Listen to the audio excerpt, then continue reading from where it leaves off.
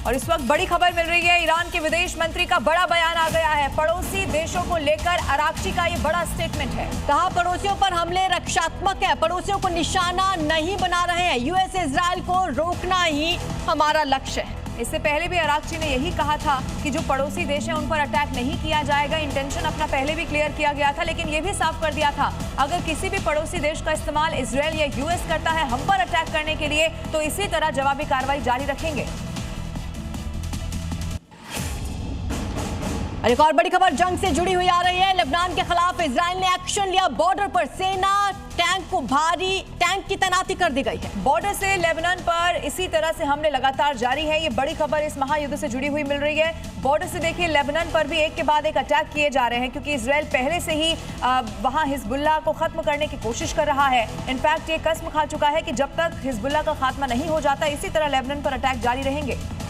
इधर इजराइल ने ईरान पर बड़े पैमाने पर हवाई हमलों की एक नई लहर शुरू कर दी है। इजरायली सेना का बड़ा दावा यह है कि तेहरान, इस्फहान और दक्षिणी जो इलाके हैं उसमें ईरानी शासन से जुड़े हुए महत्वपूर्ण इंफ्रास्ट्रक्चर को यहाँ पर टारगेट किया गया है। कई शहरों में एक साथ एयर स्ट्राइक की गई है। इजराइल ने दावा ये किया है कि चाहे सरकारी ढांचे उन्हें निशाना बनाया जा रहा है, तो जो महत्वपूर्ण इंफ्रास्ट्रक्चर है उन्हें निशाना बनाया जा रहा है। कई शहरों में एक साथ एयर स्ट्राइक की गई है। कई सारे इलाके ऐसे जिनको तबाह बर्बाद कर दिया गया। ईरान पर इजराइल के ये बड़े हवाई हमले जारी हैं, क्योंकि इजराइल भी पूरी ताकत के साथ अब पलटवार कर रहा है। इस वक्त एक बड़ी खबर इसी महायुद्ध से जुड़ी हुई आपको बता देते हैं, जहां ट्रंप और पुतिन के बीच फोन पर बात की जानकारी मिल रही है। तो ईरान और यूक्रेन में जंग को लेकर बातचीत हुई है। पुतिन के साथ हमारी बहुत अच्छी बातचीत हुई है, ये कहा है डोनाल्ड ट्रंप ने।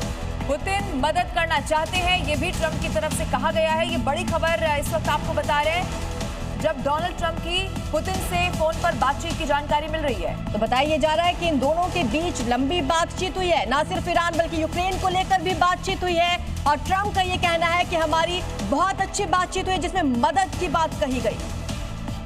और अभी की एक बड़ी खबर आपके सामने रख देते हैं, जहां ईरान पर इजराइल के हमले और ज्यादा तेज हो गए हैं। ईरान के कराच शहर पर अटैक की इस वक्त जानकारी मिल रही है। तो तस्वीरों में आप देखिए, हमले के बाद भयंकर विस्फोट भी यहां पर हुआ है। भयंकर विस्फोट की वजह से इलाके के तमाम लोग दहशत में हैं।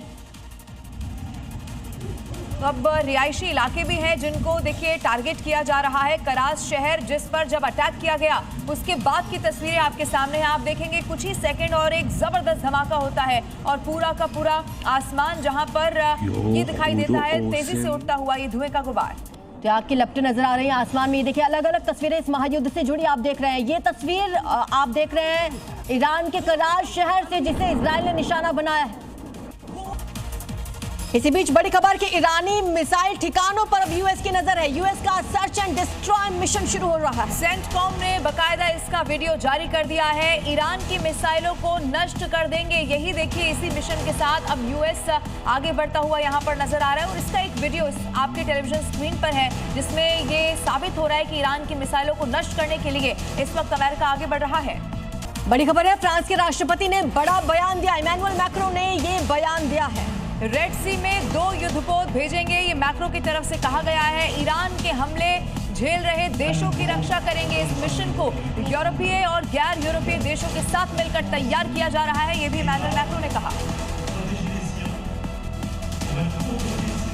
तो फ्रांस के राष्ट्रपति ने यह साफ कर दिया है कि ईरान के हमले जो देश झेल रहा है हम उनके साथ खड़े हैं। रेड सी में 2 युद्धपोत और भेजे जाएंगे, यानी कि अब समुद्री शक्ति को और ज्यादा बढ़ाया जाएगा। इससे पहले भी आप जानते हैं अमेरिका भी इसी दिशा में काम कर रहा है।